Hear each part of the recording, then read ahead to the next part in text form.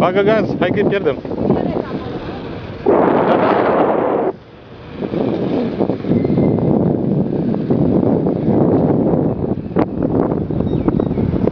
Wow.